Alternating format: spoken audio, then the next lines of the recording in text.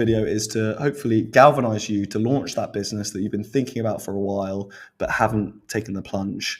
So this is specifically for people that are in that boat. It's not going to be strategic or tactical stuff. This is just going to be some high level lessons, reflections from our experiences scaling online business from 0 to 1 mil ARR in 18 months.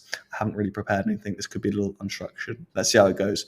First off, what I would say is that if you're in that position, what you need is not necessarily direction, but more so just the impetus to get started, right? So the direction you eventually take will change pretty radically within that first year. We pivoted multiple times within our first 6 months, right? We started as a sales tech consultancy, then we delved into LinkedIn brand building. And then through those experiences, we discovered that the real golden opportunity lies in actually fulfilling outbound for B2B companies. I think many people believe, as I did, that great ideas just fall out of the sky and we just have to wait around passively until we have our flash of inspiration. Mark Zuckerberg talks actually about how the Eureka Moment is just a dangerous lie. It's a misconception because it makes us passive, right? Your ideas are just a product of your knowledge, and your knowledge is just a product of your experiences. So the best thing that you can ever do is just to take action and commit to one skill, one service, whatever it is, with the intention of not necessarily scaling that particular thing, but pursuing it to deepen your understanding, to discover where the real opportunities lie. So stop getting so emotionally attached to that original idea and just take action and get started. The second part to this is that you need to shatter any limiting beliefs you have, right? So I grew up reading Henry Ford's autobiography, My Life and Work, Phil Knight's autobiography, founder of Nike, Shoe Dog, classic book. My dad ran a confectionery business in a big factory. Those kind of experiences shaped my perception of business. So I always assumed that building a business was a super complex thing where you need a big factory, a big office, an R&D team, HR team, regulations to comply with, lots of upfront capital, mentorship, comprehensive business plan, a groundbreaking business idea. But it transpires that things have changed. We're now in this digital first world where AI and social media and the internet are the great equalizers. And the barrier to entry has plummeted. Entrepreneurship has become democratized. I'm living here in Bali. I have countless folks in their late teens, early 20s that are making an absolute killing, tens of thousands a month from their businesses, from just their laptop and a small remote team. And it's awesome. Like, what an amazing time to be alive, right? Never have so many young people had access to acquiring wealth. So you've got to shatter those limiting beliefs. Building a business, or at least launching a business, is easier than ever before. The best way to really demonstrate this is to just hone in on one department of business, right? So look at marketing, pre-digital age, pre-social media. To advertise your business, confined to mainstream media and traditional channels like newspaper, broadcaster ads, TV, radio, billboards, leaflets, flyers. It's all very expensive and unquantifiable and non-targeted and no compounding effect, right? It's like once you pull the plug on your TV ad, it vanishes, never to be thought of or seen again, right? Whereas now we have the tools through social media to target your target market directly, to measure the impact, the conversion, in theory, no cost, right?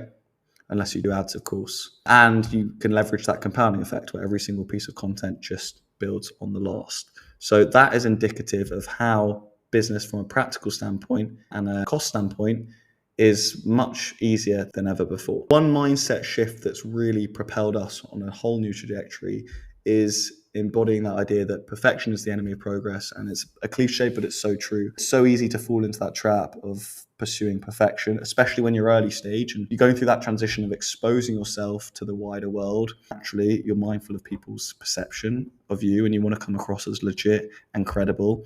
And so you end up spending hours tweaking your logo, building your website, deliberating over whether to post a piece of content. And that ends up just totally stifling your productivity and progress. You need to embody an insane sense of urgency, and you need to just relentlessly commit execution, become a radical imperfectionist. Because once you get something live, that's when you gain real world feedback, which allows you to then iterate fast and grow.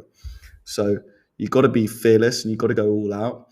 And that's going to really help propel your growth as a business. One thought I want to leave you with is that don't be afraid to copy, right? You go through school and copying is considered cheating and you're punished for it. And naturally, you carry that mindset through to adulthood, which creates this negative association, the stigma around copying. You need to actually consider what the downside is of copying someone that's further ahead of you, that's more established, that's done the homework, done the research, provided you're doing things ethically and lawfully, you're not stealing protected IP, and you're retaining some degree of individuality, then there's only upside, right? This happens across the entire spectrum of scale. So look at Instagram Reels, they copied TikTok, and then YouTube Shorts copied both. In pop culture, films, and music, they're all recycling the same tried and tested formulas. A great example of this for us personally is through our ebook, right? Our ebook is titled $1 million Messages. And what inspired that title was Alex Hormozy's books, $100 million offers and $100 million leads. He allegedly split tested rigorously with 15 different titles with a lot of data. And it turned out that that template of $100 million offers, $100 million leads was the most effective. So I've essentially just leveraged all that research, all that data, and adapted it slightly for my book, so I'm not copying it directly. I would encourage you to identify people that are ahead of you in your space, understand what they are doing to drive their business, and just emulate it to avoid experiencing the same. And this is particularly wise for back office stuff, back end stuff, building funnels, campaigns, content strategies, right? It's only ego and being on your high horse that's going to prevent you from doing that, right? Your ego telling you need to be authentic, you need to be original, but that is only going to hamper your progress, right? To caveat, you do want to retain some degree of originality and you do want to incorporate your own identity into your brand and into your strategies. You don't want to be renowned as someone that's just an imitator, right? But equally, particularly for like back-end stuff, building funnels, processes, tools, systems, content strategies, all that kind of stuff, you should just leverage the people at the top that have all this data, that done all this research, you can capitalize on. So what I would say, just to summarize then, is stop waiting for the perfect idea, just get started, stop pursuing perfection, just be insanely committed to execution. Business is much easier today than ever before. The barrier to entry has plummeted, so shatter any of those limiting beliefs and copy people ahead of you to really propel your growth. In the captions, I'll provide a link to a resource that just outlines some of these learnings, some additional learnings from our experiences scaling our agency in a little more depth as well. So hopefully that's useful. We'll catch you in the next step.